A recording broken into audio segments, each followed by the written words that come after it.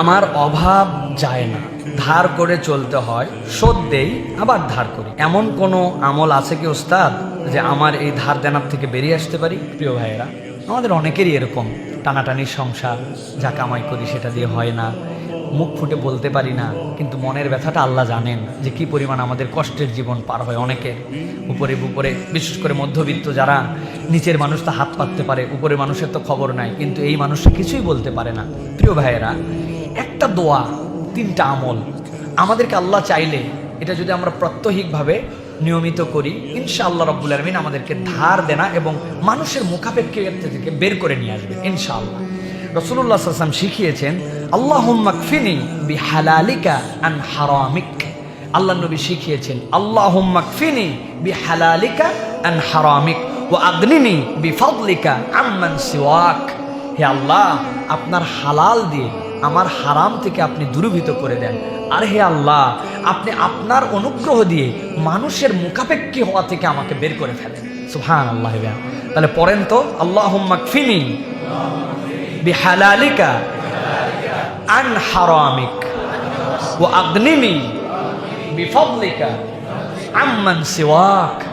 আপনার অনুগ্রহ দিয়ে আল্লাহ মানুষের মুখাপেক্ষিতা থেকে আমাকে দূর করে দেন।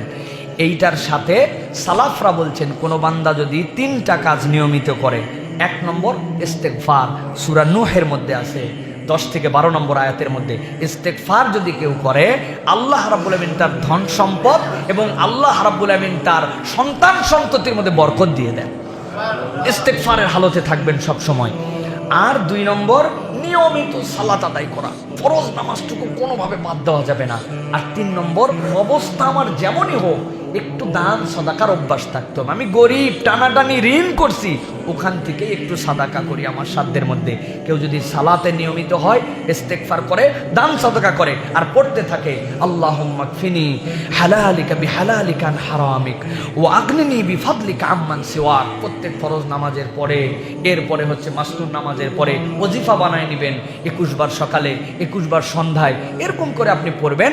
আল্লাহ চাইলে রব্বুল আলামিন আমাদের কামাই রুজিতে বরকত দিয়ে ধার দেনা মুক্ত করে দিবেন। বলেন আল্লাহুম্মা আমিন।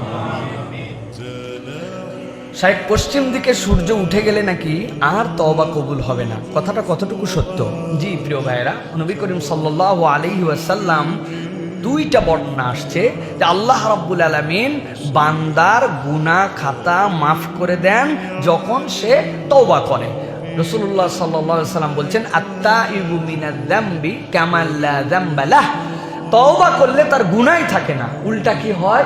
আল্লাহ রাব্বুল আলামিন বলছেন, ওয়া ইউবাদদিলুল্লাহু সাইয়্যাতি, আল্লাহ রাব্বুল আলামিন তার যত গুনাহ খাতা আছে বিল হাসানাত, হাসানাত দ্বারা আল্লাহ পরিবর্তন করে দেন।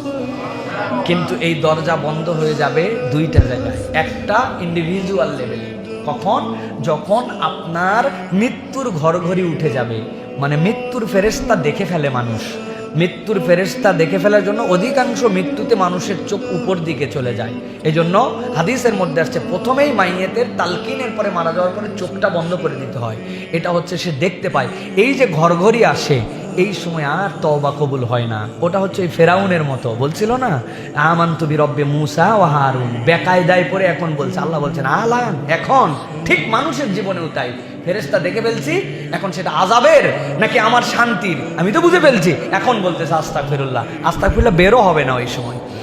এই জন্য এই তওবা কবুল হয় না। 2 নম্বর, সামগ্রিকভাবে তওবার রাস্তা বন্ধ হয়ে যাবে যখন সূর্য ব্যতিক্রম হয়ে যাবে।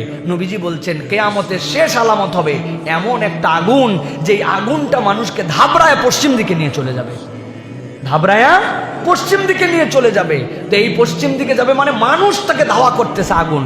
এরপরে ওই সূর্য যখন উল্টা উঠবে, তখন আর তওবার দরজা খোলা থাকবে না, তওবার দরজা ক্লোজ হয়ে যাবে। সুতরাং পশ্চিম দিকে সূর্য উঠে গেলে তওবা কবুল হবে না, কথাটা পুরোটাই সত্য। এটা হচ্ছে হাদিসের ভাবার্থ হিসাবে বোঝা।